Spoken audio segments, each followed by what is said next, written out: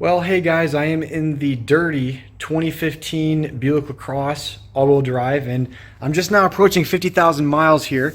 So I thought that, man, this car's all-wheel drive. Likely there's a differential or a transfer case or something that needs a fluid change. And of course, if you look in the manual, it says it is a lifetime fluid, which I just simply do not believe in. So I called my local dealer.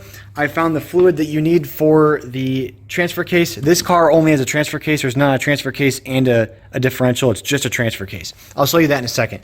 But I called my local dealer. I found out that you need 75 W85 with the GL5 rating. So my understanding, of course, we know what these two numbers mean, but GL5 I think is kind of like a rating for the oil being like high performance, similar to engine oil being like Dexos approved or whatever. So just make sure you get 75 W85 GL5. I got this stuff instead of the GM brand because this is like a third of the price. I mean, the GM stuff is 2 or 3 times what this costs. So anyways, just me DIYing stuff, right? I also got, I went to Harbor Freight and I got this gear oil and fluid pump. Basically, it's a pump that's got a longer tube, and you can just kind of insert it there. It comes with a couple extensions. I'm going to show you really quick. So this is another style of pump that you can get from Harbor Freight. I wouldn't recommend this one. It would probably work, but it's going to be really awkward. The other one has those tabs on the end that kind of lock it in and make the whole process easier. Yeah, make sure you get the right one. Just something else I want to mention about this pump. This somewhere down here, I think right here, it actually is supposed to screw into the bottle.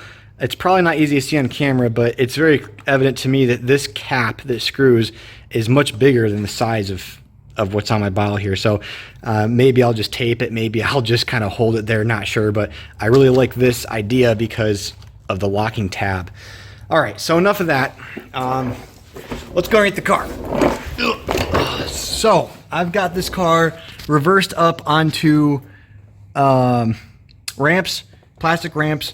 As a backup, I've got a jack stand under that control arm. I got a jack stand under this control arm, and I have a jack on my trailer hitch. I have a trailer hitch on this car, and I got a jack. You probably won't be able to get access to where I have the jack here, but I have multiple points of failure here. I don't know. I'm just kind of making sure I stay safe and my mind is at ease when I'm underneath the car.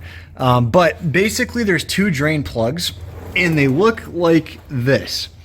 So believe it or not, the other side of this drain plug here is a square. It's a square. It's a 3/8. So you literally just take a 3/8 ratchet and you just put it on the end of that sucker and you crank it. Now the ratchet alone wasn't enough. I did have to use a breaker bar, a 3/8 breaker bar. And it was tight, but I got it loose. Another notable thing, the end of this drain plug has a magnetic thing on the end there, and there was a bunch of gunk for 50,000 miles. I mean, come on, lifetime oil my butt, guys. You can see that was one drain plug, and that was the fill plug from the magnet. So yeah, it makes me a little nervous that they say it's lifetime fluid. But so there's 2 bolts, 3/8 on each side. There is a little rubber gasket in there. I'm going to reuse mine. If I notice they leak or something, then I will replace the gaskets or the gaskets and the bolts. But for now, I'm just going to reuse them. So the locations, right underneath here, you can see the transfer case. So there's I think that's called the torque tube that goes from the automatic transmission to the back of the vehicle. The axle would be, right above these control arms here. And this is the transfer case. No diff. The transfer case basically is the diff. So right there would be the first plug that you take out. 3/8 ratchet, might need a small extension.